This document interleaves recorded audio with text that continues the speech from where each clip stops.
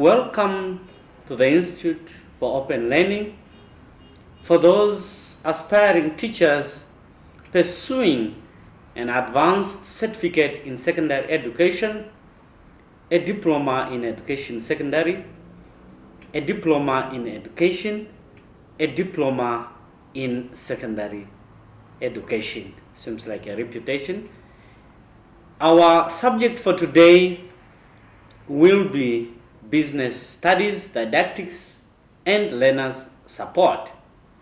Our contact class for today will be examination based for 2021.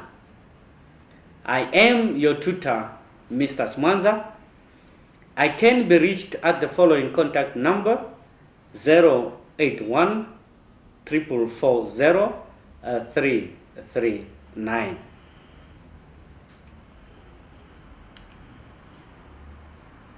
Now, let's look at the summary of what we expect to see or to hear during this contact class. We are going to look at the important topics for the examination preparation. This class will serve as a summary of the 3 examinations of the year, that will be May, August, and November. The class will also serve as an examination guideline in terms of preparation and writing of such examinations. An important note: this class will not serve as a scope for the said examinations, but will only serve for the said purpose of guiding in terms of writing and preparation. What are the topics of discussions for our class? Our discussion will include the importance of studying this subject, the objectives of business studies. We'll look at the business terminologies. We'll look at the qualities of an ideal teacher, the attributes of culture of learning, methods of teaching, ownership, communication, conflict, and other important topics. Now, let's first look at the business terminologies. These are terms that are used in this field of business studies that are important to every student or stakeholder for one to have a better understanding of what is going on within the business activities.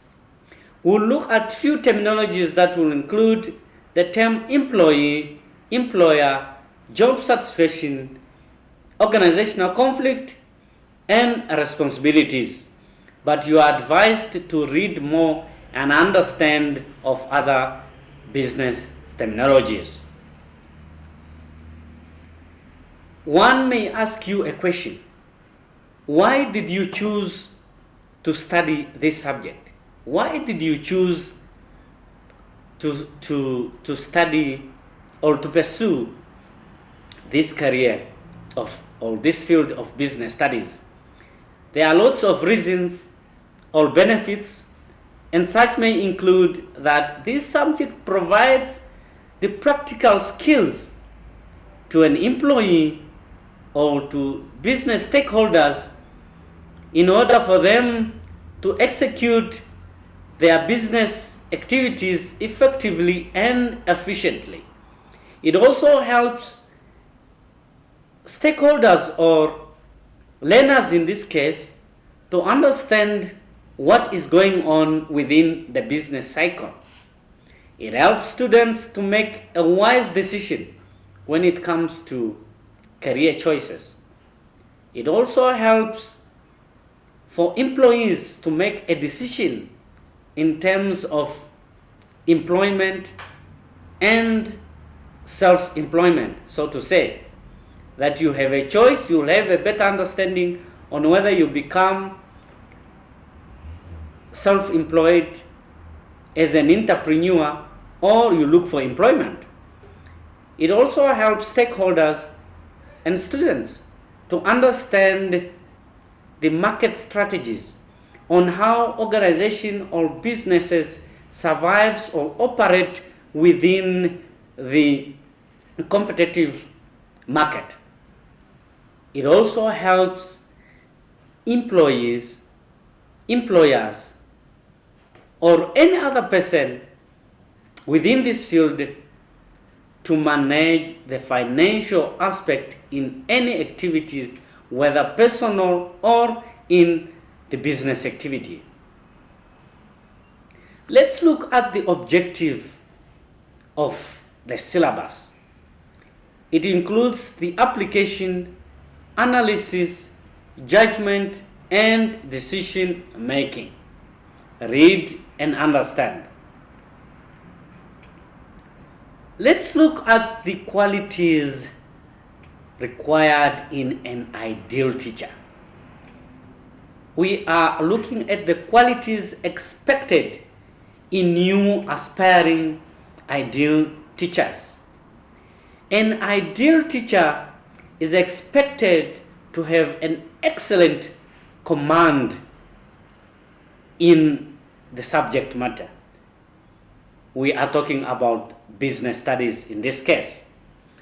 The one who have a sense of humor, the one who have communication skills, articulate things for clear understanding, the one who is patient, self-confident, flexible, the one who has skills for presentation, the one who walks the talk, referred as to a role model, the one who is capable of relating the theory into practical. This connects with the benefits of studying this subject.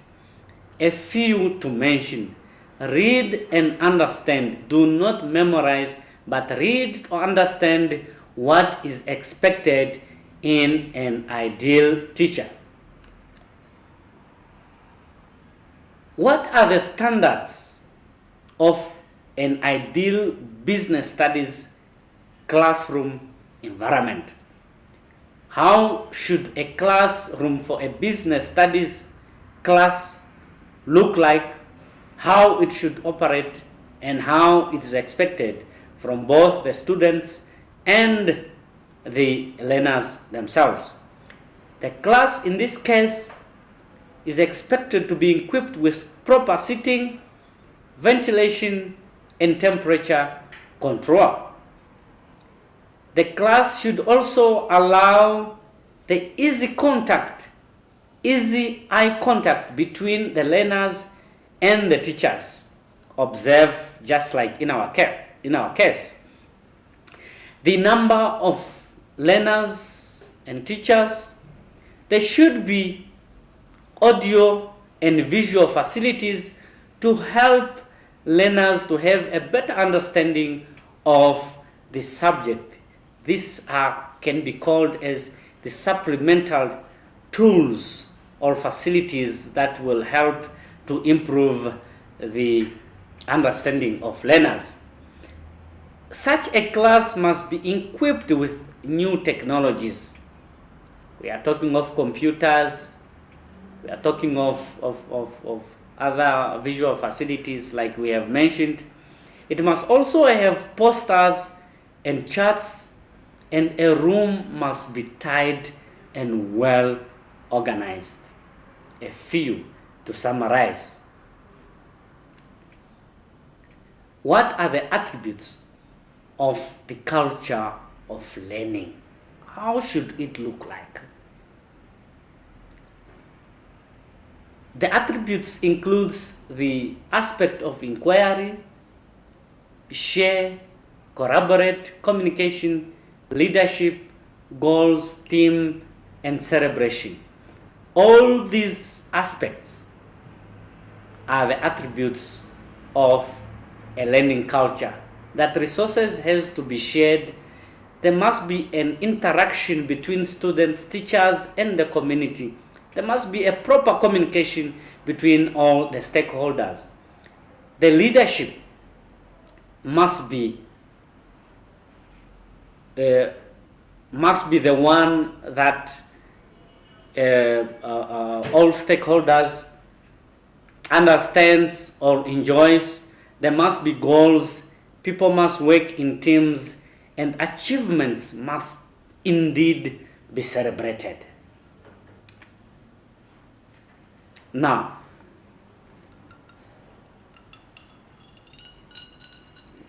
as an aspiring teacher, you are expected to teach using different methods, and that within such the service, internet should be used. Now, we are looking at the methods of teaching and the use of internet within your teaching services. The types of teaching includes the traditional approach, which can be referred as a one-man show, where a teacher does everything, whereas the other approach is the learner-centered approach, which is alternative or opposed to the traditional way of teaching, where learners are put in groupings, there are goals and interests paired or lined within the cycle of the stakeholders, that is the learner and the teacher. Look at the meanings of such traditional approach in a broader sense. Look at the characteristics that I've just tried to summarize in short. Look at the advantages and the disadvantages of such approaches. A question may come. Compare, discuss the two approaches of teaching. Choose one that you think is best. What are the advantages and disadvantages of such chosen approach? Let's look at the aspect of internet in the teaching cycle or activity, so to say. The use of internet within the teaching services has the advantages, and such advantages includes the increase in learners' technology skills. It helps employees or students to be creative. It helps them to have a sense of innovation. It helps them to have access to materials. You go on Google, you search for books, you search for meanings, or any other important topics that you would want to access through the internet. Those are a few advantages of using the internet within our teaching services. There are things that can excite learners, whereas it includes that it makes it fun, relevant, and real. A few to mention. Read and understand this topic of the methods and the internet within the teaching cycle. As a business studies teacher, you are expected to understand and make students or learners to understand the forms of ownership within the economic sectors, where students must have an understanding of what are the types of businesses out there, in order for them to have a good choice, at the end of the course. Such forms of ownership includes a sole trader, the partnership, close corporation, public, private, and franchise, a few to mention. You are also advised to look at the characteristics, the advantages, and disadvantages of such forms of ownership. Read and understand. Now, let's look at the class participation and asking of questions during the class. How do you promote class participation as a teacher? You are expected to encourage the active engagement within the learners. You are expected to have a clear expectation to learners. Explain to them what do you expect or what are they expected to do from your side. Use the learners' names during the interaction or asking questions. Use variety of teaching methods like we have discussed, the traditional and the modern approach. Ask questions to motivate them, to make them active, to be involved. Avoid the interruptions. When a student is talking, you interrupt and all those stuff. So avoid such. Provide specific, encourage the variety responses from them. Respect their ideas and their answers. A few to mention. You need to motivate them. Make them participate in the class discussion. What is the importance of asking questions in a business studies class? The importance is simply that it motivates, it's the way of evaluating, it's the way of involving learners within the class activity. Asking questions serves as a review for the private work. It helps to evaluate learners' preparation, to check on the completion of work, and of course, to give feedback. Read and understand. Let's look at the challenges identified in answering questions. During your exams, during your assignment, but for this sake, we are talking about the examination. For example, there are questions that are identified as challenges in relation to the lesson plan. For example, you are asked a question to discuss or draw a lesson plan in relation to the advantages and the disadvantages of a sole trader. Especially during the assignment, what I expect a student in this case was that we need a detailed content of the advantages and the disadvantages. That's why you are always told to consider the marks allocated to a class, to a question. The discussion questions, e.g., why do managers fail? We have identified that few students don't understand this question. Always, you fail to understand. Please consult other studying materials, consult books, go to libraries. If you don't understand some explanations of the answers provided in our study guide, call me and I will explain. Let's look, as we have mentioned or stated in the purpose of this class, that is for examination preparation and writing guide. Let's look at the aspect of preparation. What is it that you are advised? What is it that you are expected to do during preparation of your exam?